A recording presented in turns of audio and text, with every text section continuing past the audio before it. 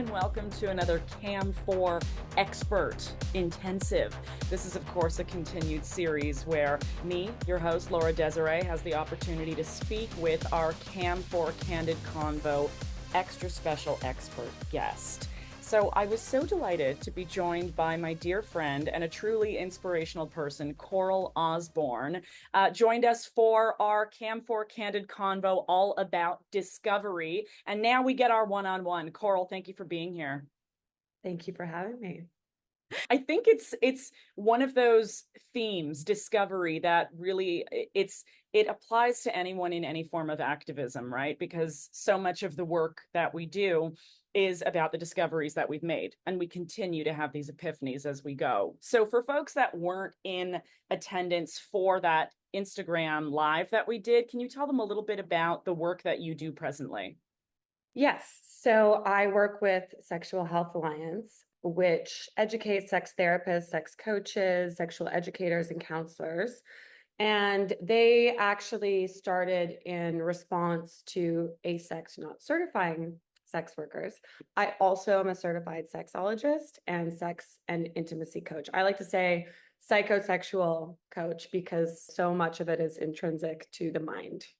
It's one of the most fascinating areas of research and effort that I think exist in our modern world. I wish more people were as excited about it, and maybe after this interview, they will be.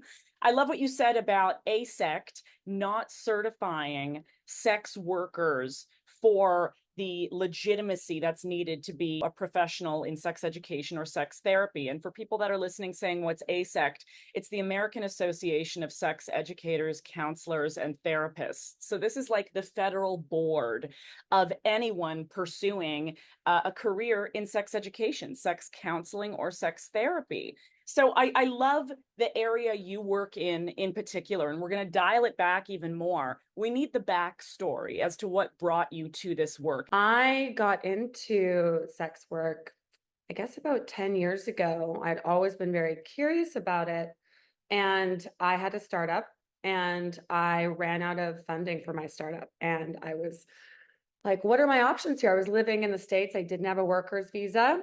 And I thought, what I've always been curious about this line of work. I'm going to try it one time. If I don't like it, I won't do it again. If I'm okay with it, then that solves a lot of problems. I was in the tech founder realm, so a completely different landscape. And I found it fascinating. And then I found it bizarre that I found it fascinating and that I didn't feel this shame around it because of those intimate bonds that I ended up establishing with clients that were not possible in the real world, that I hadn't experienced in the real world. So what I was able to find out about the male psyche and then meeting other predominantly women in the industry was like just profound. And I was like, wow, we're all kind of in this simulation on the outside. Everyone's living in fear. And then here you step in the bed and it's like literally and figuratively, we're stripped down. And there's this radical intimacy and honesty that happens in those moments that people just yearn for, both as a provider and as a client. So I didn't tell anyone, no one knew. And then I got out of the industry. I would get back in as I transitioned through careers. And then I found it to be, it was like a couple of years ago, I was like, wait a second, this is the common thread in my life. So instead of it having this divisive mentality, how can I merge these worlds? Clearly, people want to talk about sex. They want to talk about their shame. They want to be vulnerable. They're looking for an outlet. This is the gateway to that. So that's when I decided to go back to school and study sexology. I've done a few different programs because I really think it's about getting a holistic, well-rounded view of psychology, sexology, sociology, philosophy. It all goes into this line of work. I couldn't agree with you more in what you're saying and these discoveries you're talking about, the humanity that is available for observation in the arena of an intimate encounter. I'm completely there with you. And it's such an unresearched area within mental health. So as you're journeying through this career and you're having these fascinations that you called, why and when along this journey did you say, it's my job to do something about it? Because a lot of people would just sit with this information and say, I'm going to be fascinated for life by this. But we know this is a huge undertaking to be saying, I want to do something productive and critical to bettering people's lives. Why is that you? Specifically, the pivotal moment was when I didn't have anyone to speak to about just all the things that I was experiencing. I remember Googling sex worker, therapist, escort therapist, support, just to be able to share everything that I was learning and all my experiences and just have a community around that, have a sounding board around that. And that didn't exist. And all the women that I knew in the industry, unless they were in porn, this is also pre-OnlyFans, were not speaking about it. It was this kind of dark undercurrent that was forced into the underground, which is not how it should be. And then alternatively, realizing that men also were yearning for a voice and women that they could relate to, this relatability part that shouldn't just be condensed down to sex work. This should exist everywhere. So yeah, that pivotal moment was like, wow, how does no support exist in this industry unless you're completely glorifying it and being out? Like, how can we just be whole within ourselves and also do this work? So realizing that I had no resources was really the thing that prompted me to do this. I was like, if I need this, and then talking to other people I met in the industry, same things. They just wanted to be able to share. And yeah, I think the biggest thing was just the demand for that, creating a safe space, whether that is being a sounding board, helping people psychoanalyze themselves, figure out their catalyst, what was their why for getting into this industry? Is it healing for them or is it detrimental for them? What does that say about us? So it was really out of the need for someone like myself that I didn't have that brought me to this work. That's very knowing to step outside of yourself and realize I do have needs and I do want to make these connections. And I love that that was what sparked this for you. You said something interesting about the duality that you heard from a lot of workers in the field about keeping one life hidden. I mean, we know that that's for protection. We know that that's for even mental sanity. But you yourself, you have now stepped into a bit of an activism role where you are comfortable talking about the existence of these two lives in your own legacy. It makes me think about a lot of our broadcasters on CAM4. Okay, so you've got these individuals that have a secret online persona and then their whole other life. What is the win in merging those two? And what are some of those unique challenges? Oh, yeah, there's definitely a few, and I'm constantly learning. When I first came out with this, I was so repressed for so long that I would just kind of overshare everything because it's like, oh, you're a sexologist. How did you get into this line of work? And then I'd launch right into my whole life story. And then I would feel myself dissociating and not being embodied because I'm just kind of preaching this monologue. So what I don't really think there is a linear answer. I think there's ways to safely analyze and test people. I don't think everyone is deserving of knowing everything and your whole truth. We don't know everyone's sex life. We don't know everyone's personal life. We don't know everyone's professional life. So it's really discretionary. It's at your own discretion. And I like to bring up subjects like OnlyFans or sex work and speak to it also seriously. Don't diminish it. Lola Davina, the infamous escort who wrote a book, How to Thrive in Sex Work, said it in such an eloquent way that we are taken as seriously as we take our profession. So if you're minimizing it and saying, oh, I'm a sex worker, I'm an escort, I did this, I just do this. It's not just do that. Do you know how many things are within that realm? You're an occupational therapist, you're a spouse, you're a best friend, you're a myriad of things. So really owning that part and also knowing that you don't have to overshare. Not everyone's entitled to your truth. And there's ways of gradually sharing that.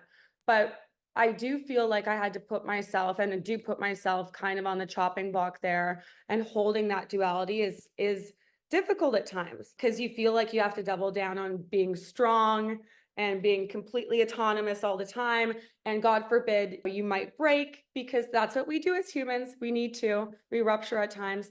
And then it all comes down to it must be because of sex work. And that's so not true. The experiences I've had in my career outside of sex work and in dating have have been far more traumatic before I ever got into this line of work than sex work. So this is a part of me. It is not all of me. And I think that's the big thing that I want to preach is like, we can be holistic, multi-dimensional people with a myriad of interests, and we're not one-dimensional. And that is more the message I want to share.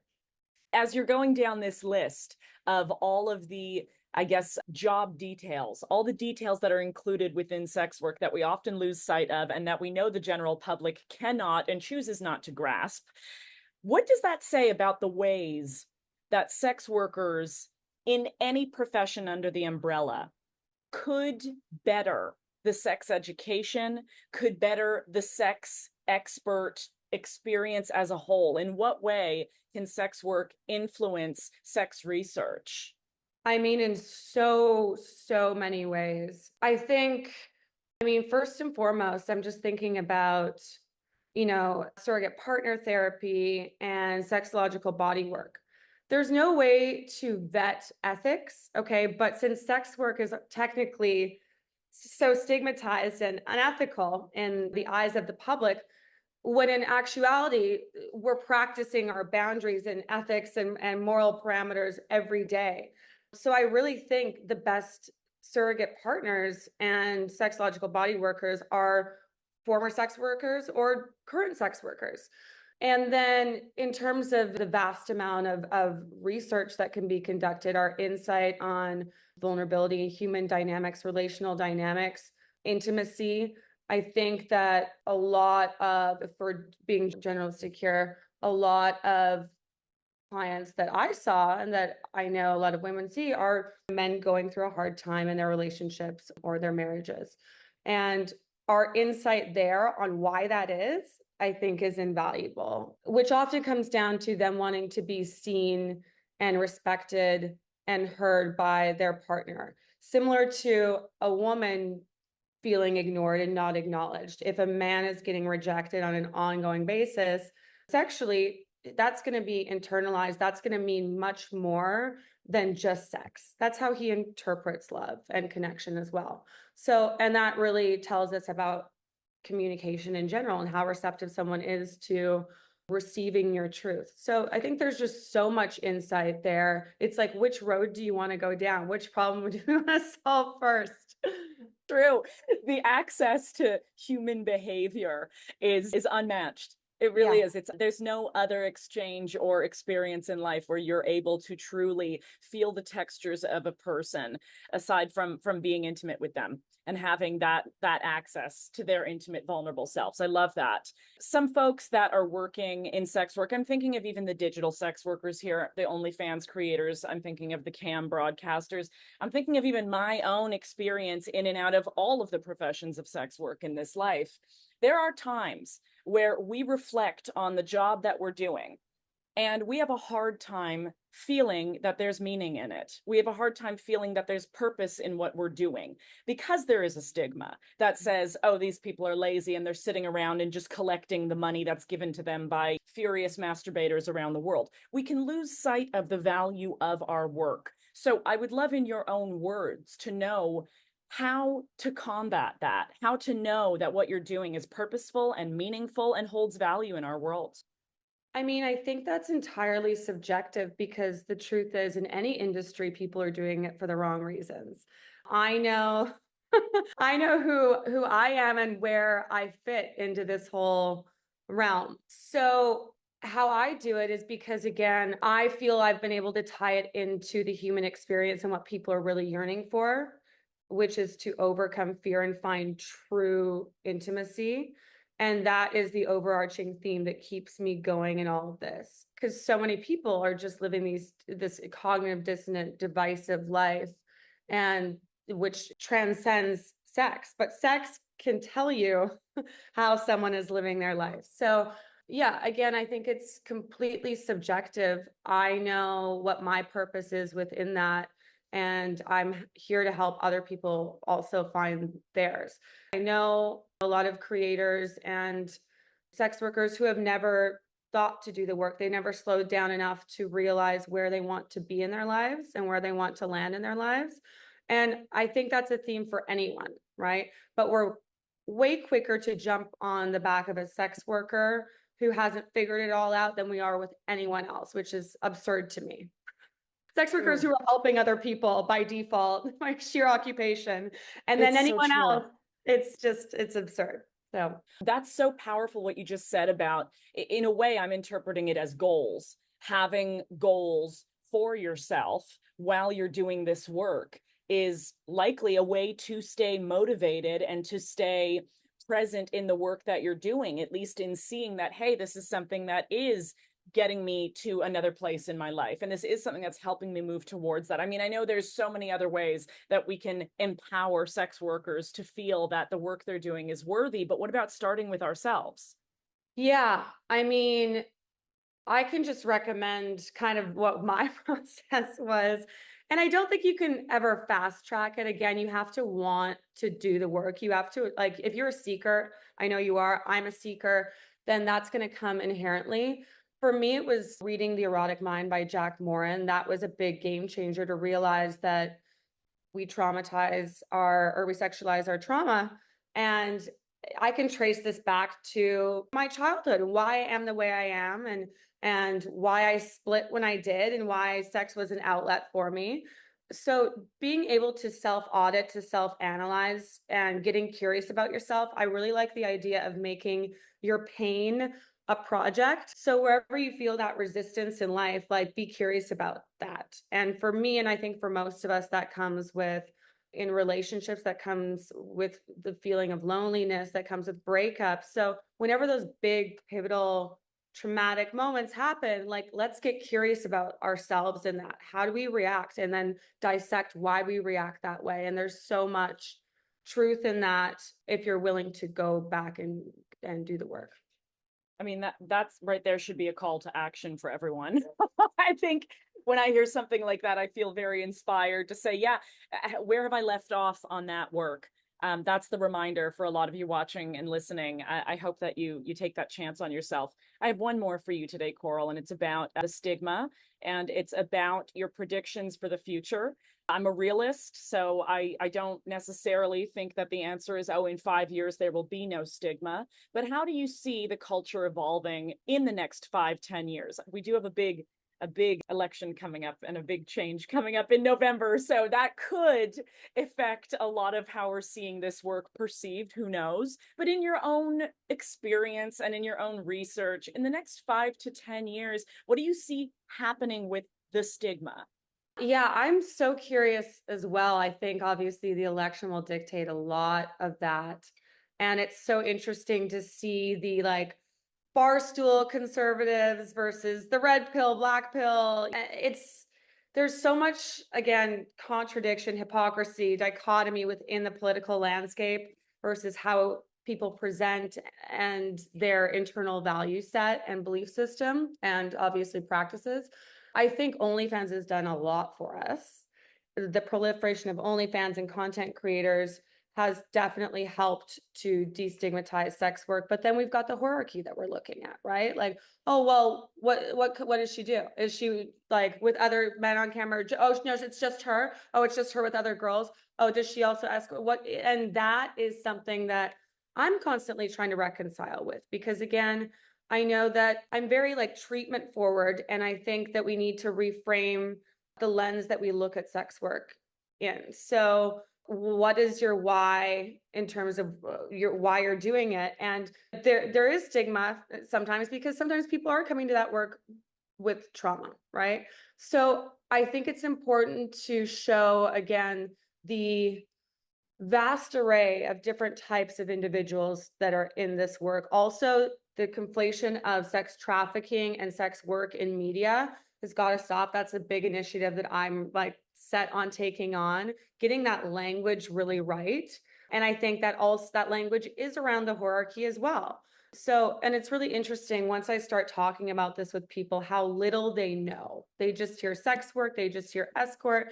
And then you give me half an hour in a room with them, and it's like the quintessential frat bro that like is just hoes and bros and talks like that. His whole viewpoint shifted. So I think leading by example is really what we're trying to do. And then hoping that starting small and starting within your community, and walking our or talking our walk, walking our talk, whatever it is, and letting it build from there. It starts small. We can't change the world in a week here. So leading by example is super important, but I really hope that people just don't get super fixated on being binary politically because we've seen a lot of that. It's bizarre to me to see the conspiracy theories going around and the switching and the code switching and all of that. But yeah, I think generally we are probably headed in a better direction just because of what I've seen with content creation in the first place. In terms of women's rights and bodily autonomy, who knows? The election will let us know that. Yeah, Coral, thank you so much for making time to let us know about your incredibly inspired work. It's beautiful, it's necessary, and I'm so excited for our listeners, our viewers that are hopefully going to explore more of you and your work. Can you let everyone know where to find you online? Yes, my website is coralosborne.com, and my Instagram, which I'm constantly sharing what I'm learning real time, a lot of it as well, is at the Unreal Coral Osborne. Fabulous. Thank you so much. CAM4 loves you, and we look forward to seeing how all of this unfolds for you. Thanks so much for your time today. Thank you.